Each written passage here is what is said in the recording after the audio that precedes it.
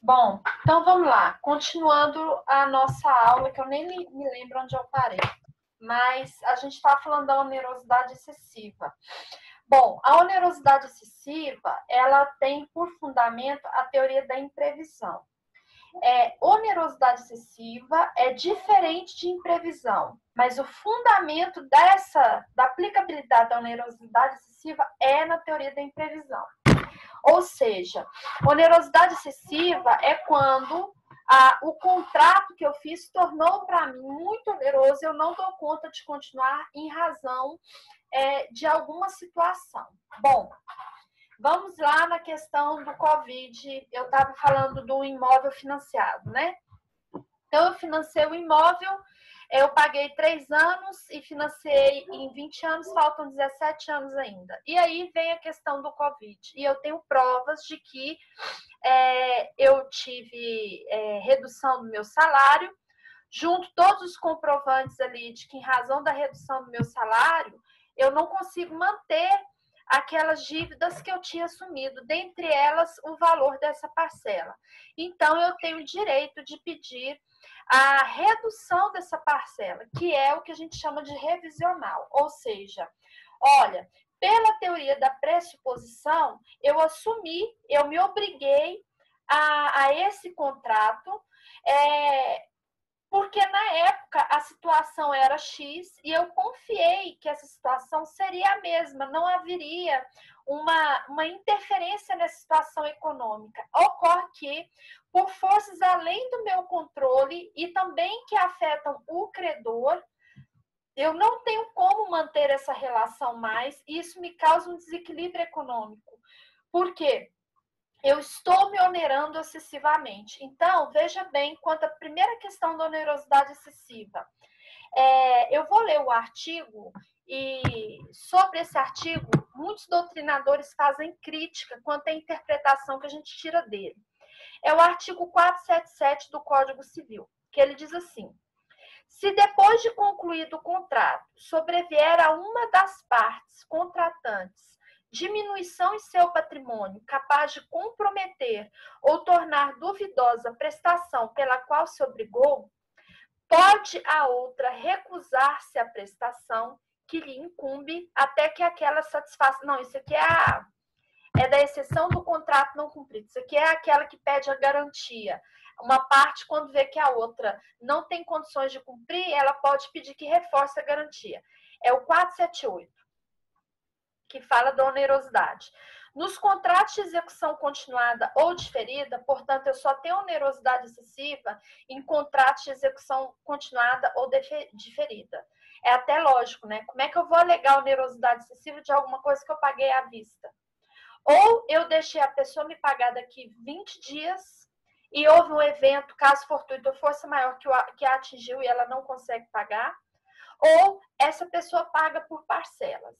Bom, então, nos contratos de execução continuada ou diferida, se a prestação de uma das partes se tornar excessivamente onerosa, então a alegação da onerosidade excessiva é que uma das partes alegue que a prestação para ela se tornou excessivamente onerosa, com extrema vantagem para a outra. Olha o que o artigo fala. Eu tenho que provar para o juiz que para mim ficou oneroso e a outra parte continua em vantagem.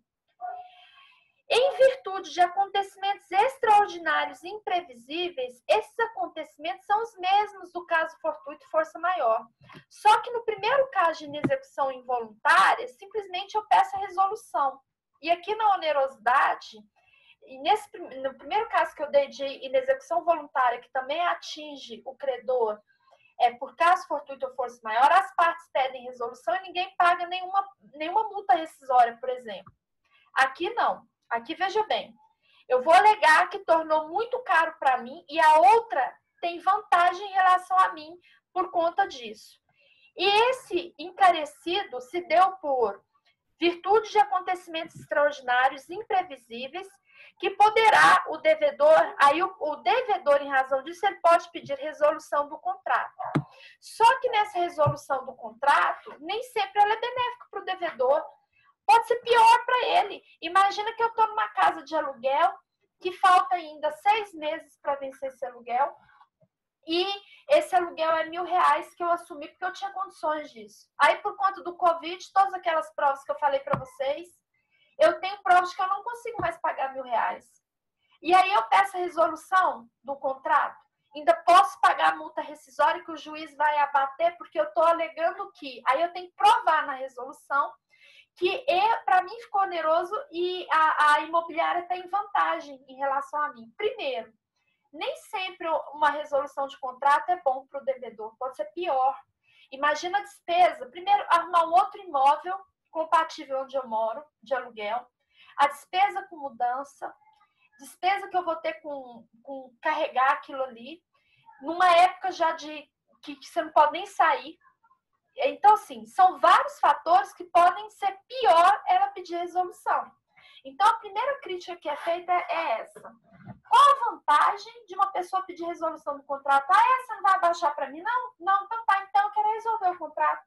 E aí, nessa resolução, se ainda eventualmente não onerosidade excessiva, você ainda tem que pagar a multa rescisória. Segundo, eu tenho que provar que foi oneroso para mim e a outra parte está se beneficiando. Nessa época, gente, de crise, qualquer crise, eu imagino, a outra parte não se beneficia também, não. Os dois são prejudicados.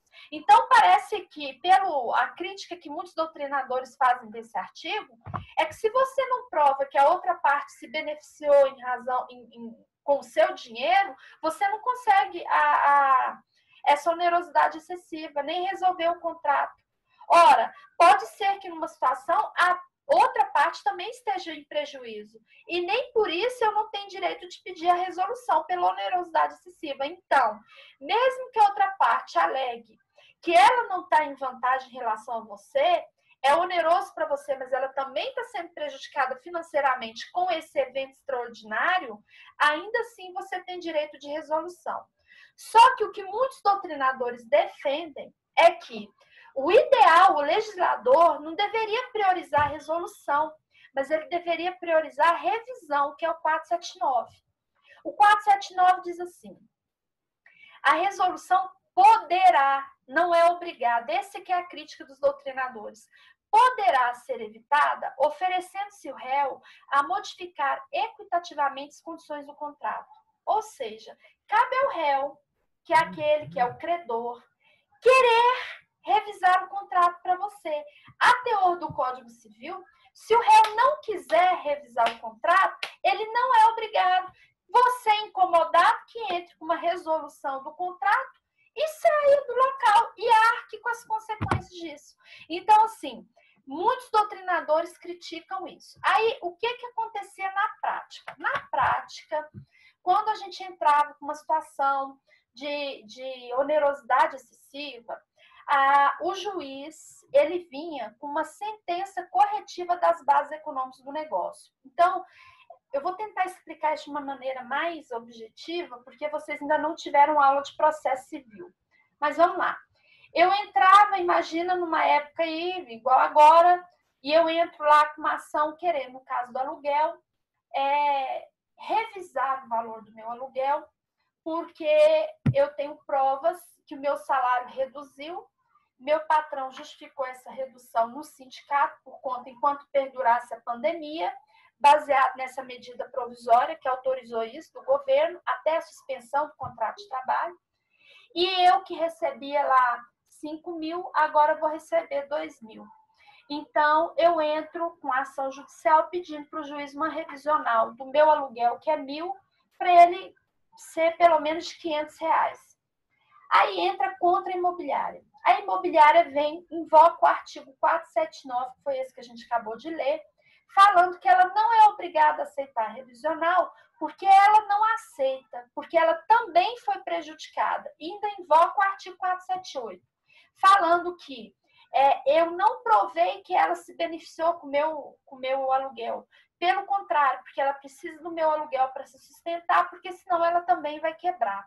Então, ela está tão prejudicada com a pandemia como eu. Aí ela faz essas duas defesas. Até então, o que o juiz podia fazer?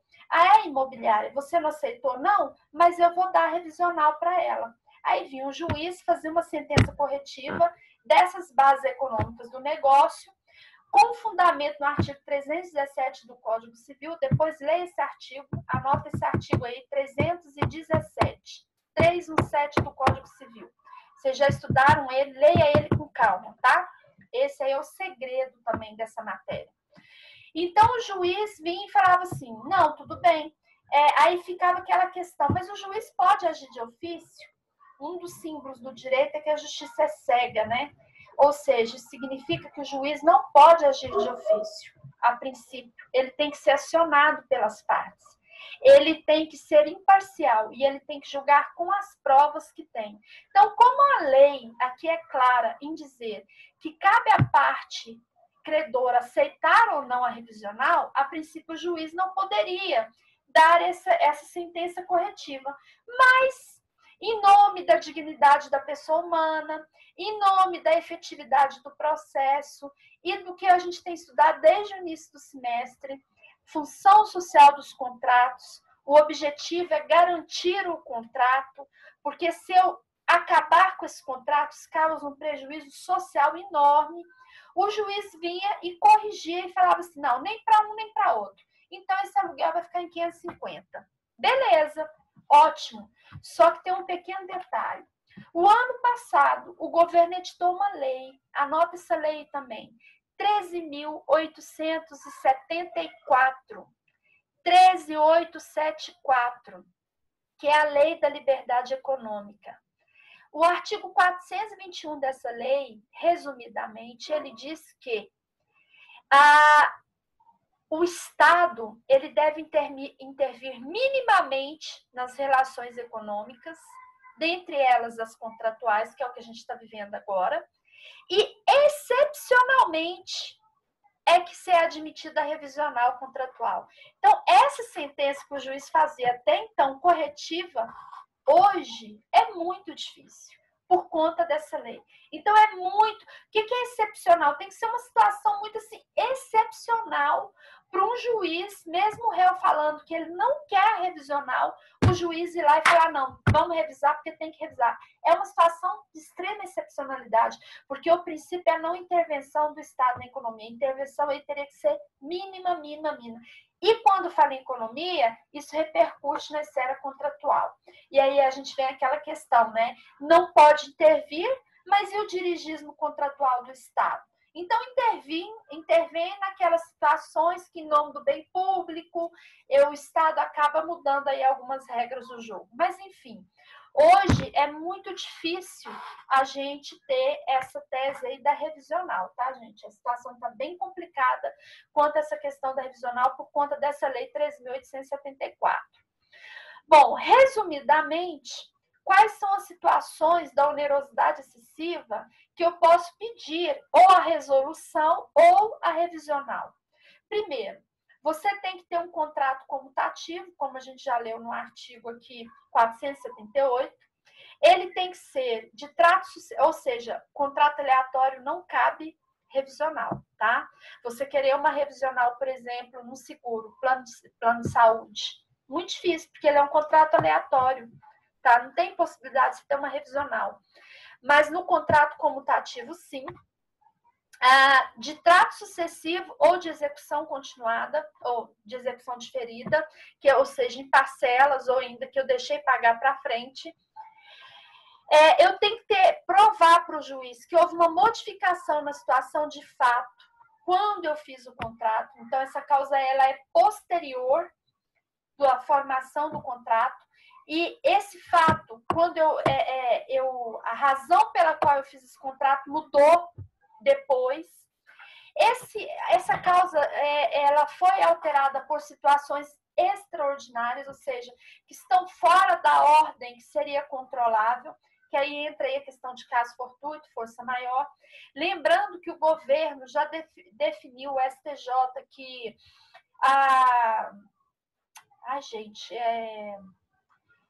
a dívida externa, né, que é o que a gente fala assim, eu não consegui pagar por conta da dívida externa ou por conta de que a inflação aumentou muito e quando eu fiz o contrato a TR era uma e agora a TR é outra, que é a taxa referencial. não justifica. A inflação não é nem fato, nem caso fortuito fosse maior no Brasil. Inflação já compõe nossa história desde a independência do Brasil. Então, ela é super previsível. Então, inflação não inclui como um fato extraordinário. O Covid seria um fato extraordinário. Bom, porque o Covid ataca tanto a mim, que devo, como o credor também. Então, o fato tem que ser imprevisível, eu tenho que ter um evento que seja prejudicial e pode afetar esse negócio. Ele tem que ser de caráter geral, o objetivo. Não é um fato que atacou só a mim, mas ele ataca todo o coletivo, ele atacaria qualquer outra pessoa também, inclusive o credor. Não está o que eu falei no início, na aula passada, na aula da última aula. Esse devedor não pode estar em mora, tá? Ele não pode estar em atraso. Então, é até uma dica, quando a pessoa está devendo, está em mora, sugestão, quer entrar com uma revisional ou uma resolução, pague o que está em atraso. Purgue a sua mora, porque senão, se você entrar com a ação, você vai perder, que é um pré-requisito. Então, você não pode estar em mora. E aí, você tem a possibilidade ou de pedir a resolução, que é a crítica que eu faço, que nem sempre é a melhor solução para o devedor, talvez até piore a situação dele, o melhor seria a revisional, tá? Então, vamos pegar um detalhe aqui que eu acho importante. 90% dos contratos no Brasil são contratos de consumo. Graças a Deus que criaram o CDC, que ainda salva muita coisa.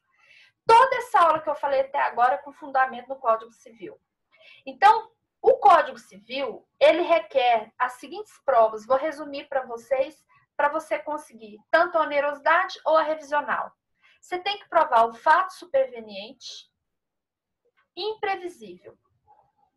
Repetindo, o fato tem que vir depois que você fez o contrato e tem que ser imprevisível. E você tem que provar que ele te onerou. Aí você tem como pedir ou a resolução ou a revisional. No CDC, não. Por isso que a gente fala que a imprevisão é diferente da onerosidade. No CDC, basta você provar que houve um fato superveniente e que esse fato superveniente te onerou. Só isso. Esse fato superveniente não precisa ser imprevisto, não precisa ser relacionado com caso fortuito ou força maior. Então, tá. Enquanto o Código Civil precisa de 3 requisitos, fato superveniente, força maior no caso fortuito, que é o imprevisto, extraordinário e oneroso, no CDC, apenas o fato superveniente e que te causou uma onerosidade. Detalhe. No Código Civil, você tem que provar a onerosidade. Por quê? Lembra que eu falei? Você tem que provar o nexo, que houve redução do seu salário, por conta da redução do seu salário, você tem que apresentar uma planilha para mostrar que aquela planilha você não consegue mais pagar o carro para o João. E a imobiliária vale a mesma regra, porque, infelizmente, em Goiás, contratos de locação com imobiliária não são reconhecidos como de consumo, porque entende-se que tem uma lei específica. Então, vai para o Código Civil. Mas os demais contratos de consumo, veja bem o que eu vou falar, preste bem atenção nisso. Demais contratos de consumo, o consumidor, ele está aqui em relação ao fornecedor de serviço. Então, o consumidor, por força de lei constitucional, ele é a parte vulnerável da relação. Sempre, sempre é vulnerável. Portanto, se você quer uma revisional ou uma resolução do contrato, veja se você enquadra como consumidor. Se você se enquadra como consumidor, você não precisa provar a sua onerosidade. Olha que interessante. Porque como você é vulnerável, se você já está aqui em relação ao fornecedor, ele já tem um monopólio da informação. Então, toda atuação no mercado dele, em relação a você, em média, ele acaba prejudicando quando ele sai dos ditames normais. Então, se eu tenho um fato de pandemia, que é o Covid, o simples fato, pandemia, que eu nem precisaria provar esse fato imprevisível, por si só, ele me onera. Ainda mais quando eu tenho provas financeiras que houve uma redução do meu salário. Melhor ainda, eu não preciso fazer planilha. O simples fato de eu ter redução do meu salário, eu tenho como alegar a onerosidade e pedir a revisional. E essa é outra diferença. No CDC, não é uma opção do fornecedor, que seria o credor, revisar ou não. No CDC ele tem que revisar, porque é uma escolha do consumidor. Leia o artigo 14 do CDC, leia o artigo 13 do CDC com calma. Lá está escrito, o consumidor é que escolhe. Então, por força do CDC, que é uma norma principiológica, você não vai achar no CDC nenhum contrato. Lá não tem nenhum contrato. O CDC são princípios que devem ser observados. Então, pelo CDC, é mais fácil. Eu só tenho que provar que houve um fato superveniente. Quando eu contratei com a academia, a situação era uma. Hoje, a situação é outra. Fato superveniente. Beleza. Em razão dessa situação ser outra, eu tenho como provar que o meu ganho reduziu. Então, eu quero revisar esse contrato para que eu consiga manter esse contrato.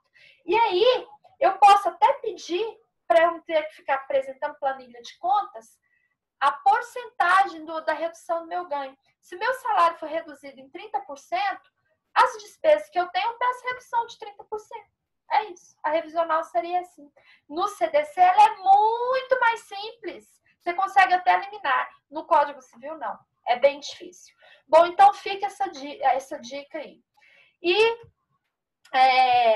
nós falamos, então, aqui dos requisitos.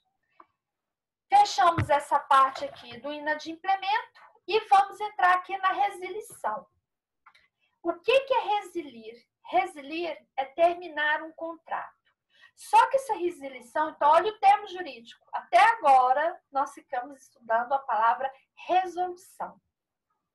Então, resolução é associado a inadimplemento, que pode ser culposo ou não.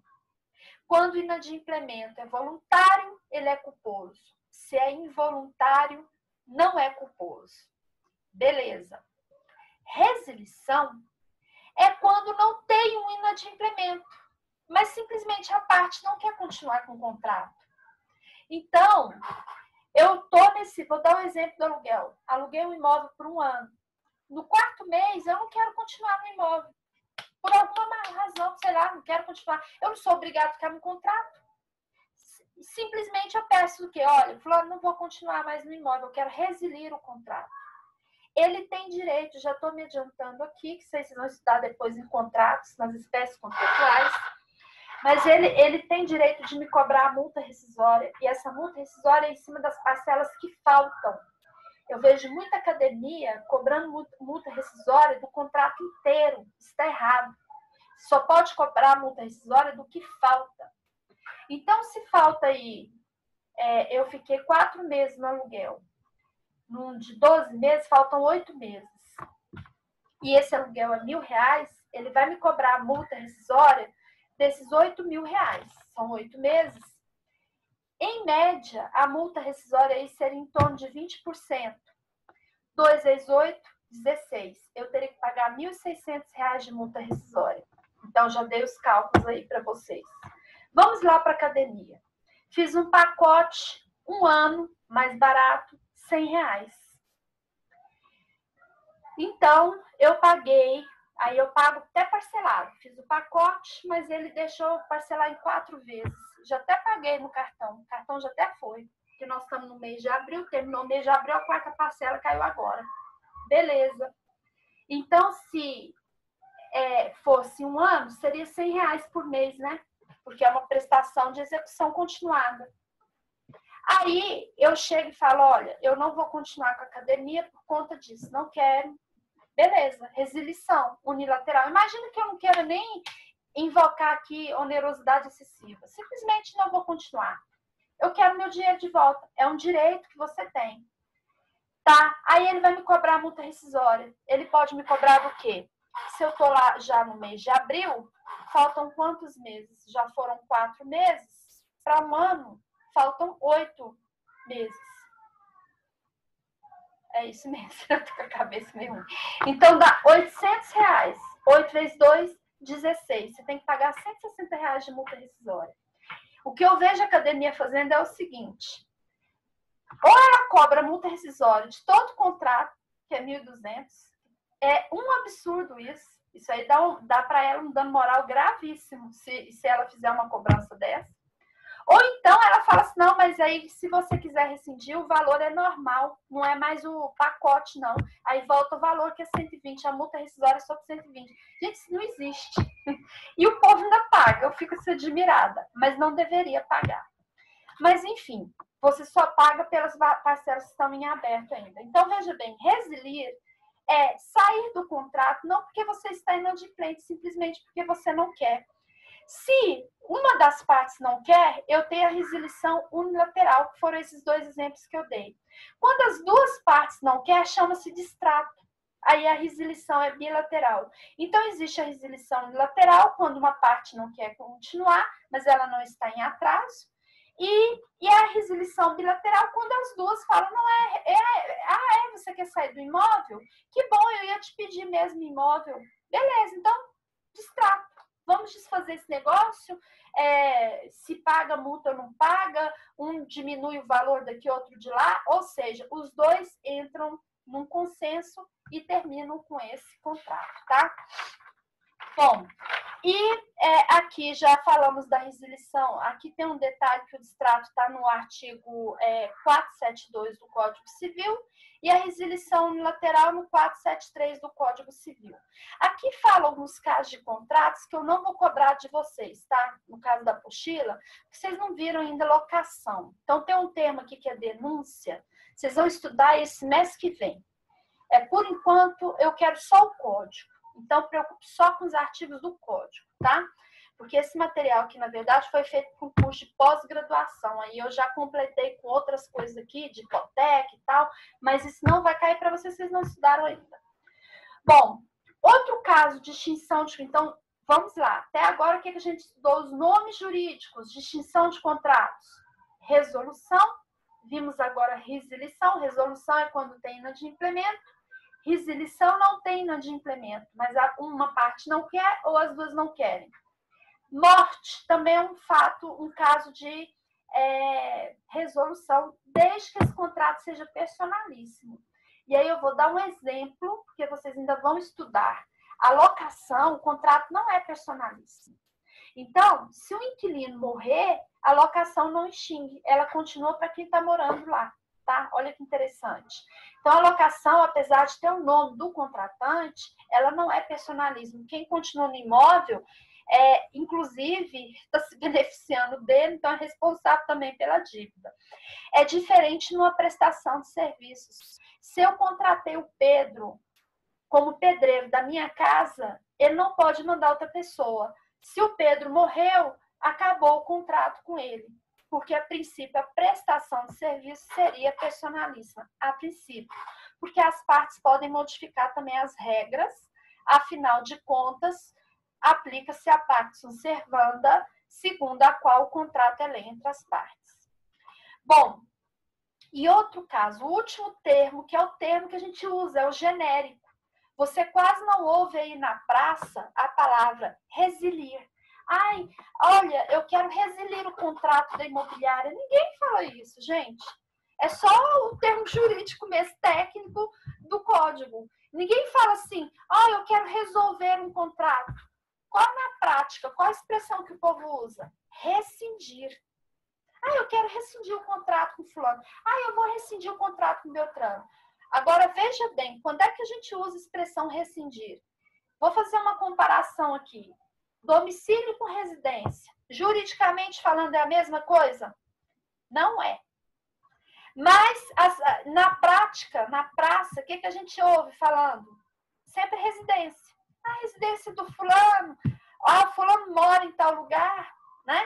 Mas, juridicamente, nós usamos o quê? Nem moradia. A gente usa residência e domicílio para efeito civil. Então, rescisão, gente, É uma dissolução de contrato quando ocorre lesão ou estado de perigo. Então, o termo rescisão é quando restou provado a lesão ou estado de perigo. Lembrando que os dois, tanto lesão como estado de perigo, são vícios de consentimento. Sendo vícios, olha o nome, vício de consentimento. Consentimento. Eu estou no segundo degrau da escada pontiana. Tem a ver com validade. Na lesão ou no estado de perigo, esse contrato ele é extinto, cujo nome é rescisão, mas a extinção dele é por razão de que na formação do contrato houve um vício e não na sua execução. Essa é a diferença. Não entendi nada, professora. Então, vou resumir. Se uma pessoa me enganou na hora que eu fiz o contrato, vendendo gato por lebre, por exemplo, uma empresa de telefonia me promete um combo que vem celular, internet, 139 canais da televisão. Por esse combo, celular, telefone, o número do telefone, internet e os 139 canais da televisão, eu vou pagar R$110. Ótimo. Quando eu vou ver o canal da televisão, só pega canal do Boi, TV Senado, só essas coisas. E Rede Globo. O Rede Globo, SBT, Bandeirantes. Resumindo, pega apenas 15 canais. Aí eu vou ligar para a bonita que me ofertou esse serviço, reclamando, e ela vira e me fala assim, na sua região que não tem sinal. E eu com isso, quem tem que saber é ela, disse que me ofertou o serviço. Resumidamente, te pergunto, o problema nesse contrato foi na hora da formação em que ele foi feito? Ou o problema desse contrato está na execução dele? Ou foi na formação? Se o problema do contrato está na formação, esse negócio que você vai pedir, ele é nulo ou anulável. Então, eu vou pedir anulabilidade, o termo anulável, anulabilidade, divide em dois. E eu já passei isso no quadro na aula presencial. Ou ela é absoluta, que o negócio é chamado de nulo, efeito ex tunc, ou ela é relativa, negócio anulável, efeito ex nunc. Se o negócio na formação teve problema, eu vou pedir nulidade ou anulabilidade. Mas se o problema foi na execução, eu vou pedir exatamente ou a resolução ou a resilição. Olha o exemplo do aluguel que eu falei. Eu aluguei o imóvel por 1 ano. No 4º mês eu falo que não quero continuar. Pergunto, teve algum problema nesse contrato? Eu fui enganada no valor do aluguel? Não. Se eu fosse enganada no momento de fazer o contrato, eu ia pedir a nulabilidade do contrato. Mas não foi no momento. Simplesmente eu não quero continuar no aluguel. Se eu não quero continuar no aluguel e não estou inadimplente, qual o termo jurídico? Eu quero resilir o contrato, que é uma extinção do contrato. Não vou pedir para anular. Ou seja, eu estou dizendo para o juiz, excelência, houve primeiro degrau, vontade, houve segundo degrau, ele é válido, mas no terceiro degrau da eficácia, eu quero sair desse contrato. Só isso. Então, eu quero resilir. Mas imagine que seja, houve um inadimplemento, eu não estou conseguindo, não vou conseguir pagar esse aluguel mês que vem. Vou me tornar inadimplente por razão de força maior, não depende de mim. Fato extraordinário. Quero então o quê? Resolver o contrato ou revisar o contrato. Resolver é uma extinção de contrato. Eu não vou pedir anulabilidade, porque a anulabilidade está no momento que eu fiz o contrato.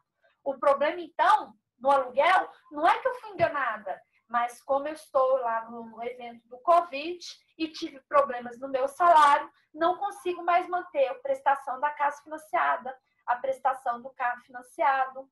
Então, ou eu quero resolver, ou eu quero revisar, porque está na execução do contrato. Então, o termo rescisão é quando tem problemas no momento da formação do contrato. Quando eu assumi a dívida, eu assumi a dívida por uma situação de estado de perigo ou por uma situação de lesão. Vamos lembrar o que é o estado de perigo. É quando a pessoa, por premente necessidade, assume uma prestação que lhe é onerosa para salvar a si ou alguém de que ele tem um vínculo afetivo. Por exemplo, o Paulo tem um filho de 10 anos, esse menino é atropelado, no desespero, ele pega esse menino correndo, que está muito ruim, e leva para o hospital mais próximo, que é um hospital particular.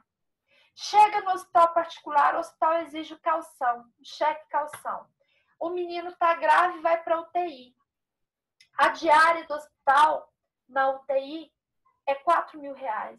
Então, o hospital exige um cheque calção de 3 diárias, R$12.000. E ele, no desespero, para o menino ser atendido, ele vai lá, pá, 12 mil para o menino ser atendido. Ele pode pedir a rescisão desse contrato. Veja bem, eu não estou falando que ele não vai pagar. Só estou falando que na rescisão, o juiz vai analisar o caso, constatando que houve estado de perigo. E se constatar que o hospital tinha vaga do SUS e omitiu esse fato, ele não paga nada, porque ele entra pela vaga do SUS. Mas se o hospital não tinha vaga do SUS, ele vai reduzir o valor conforme o ganho da pessoa. Se o João prova que ele ganha R$3.000 por mês, o que os tribunais têm falado, que é uma média que eu posso assumir de uma dívida, é 30%, 40% da minha renda, do meu salário. Então, ele vai reduzir aquilo ali para esse valor compatível que ele consegue pagar. Resumindo, é isso que é a rescisão. O que é lesão? Lesão não é a mesma coisa de onerosidade excessiva, tá, gente? Lesão é quando eu fiz o contrato. Onerosidade excessiva, o problema não está quando eu fiz o contrato, está na execução. Eu fiz a casa financiada, beleza, não fui enganada, gostei, amei, lindo, tem 4 anos que eu tô nela. Mas hoje não consigo continuar pagando. Qual é o meu fundamento? Teoria da imprevisão, Covid, onerosidade excessiva, ficou caro para mim, não consigo. Resumidamente é isso. Lesão está no artigo 157 do Código Civil. Anota aí, 157 do Código Civil. Na lesão, eu fui enganada e é o tal do negócio da China. Minha casa valia 300 mil e eu no desespero, e sendo uma pessoa leiga, que foi um caso até que eu presenciei, uma senhora casada quase 60 anos, e esse marido nunca deixou que ela trabalhasse, ela sempre foi do lar, só com o filho, e o filho médico em São Paulo. E esse marido morreu, e essa senhora entrou em desespero e não aguentava mais ficar na casa, uma casa maravilhosa, resolveu vender a casa. Como o filho estava lá em São Paulo, e ela falou, se virou, né? Se virou nos 30. Uma casa num valor mais ou menos aí de uns 400 mil, ela vendeu essa casa na época por menos da metade do preço. Tipo assim, 150 mil. E o filho veio de São Paulo visitá-lo um dia e encontrou a mãe numa outra casa. Falou, mãe, o que foi? No apartamento. Não, meu filho, não aguentava ficar naquela casa, não, lembrava do seu pai, etc. Aí esse menino falou, não, eu quero ver quanto foi essa casa que a senhora, por quanto a senhora vendeu. Quando ele viu, ele quase caiu para trás. Ele conseguiu anular o negócio com fundamento na lesão, porque ele provou que ela não tinha conhecimento para saber, porque ela nunca trabalhou. Quem sempre administrava a economia de casa era o pai, e ele conseguiu anular esse negócio com fundamento na rescisão. Então, veja bem, o termo rescisão, ele é associado à anulabilidade do negócio. Não é uma extinção de contrato pela anulabilidade dele. Não é uma extinção do contrato pela execução dele. É diferente. Extinção do contrato por anulabilidade está na formação. Extinção do contrato por execução está quando ele ainda está em caminho.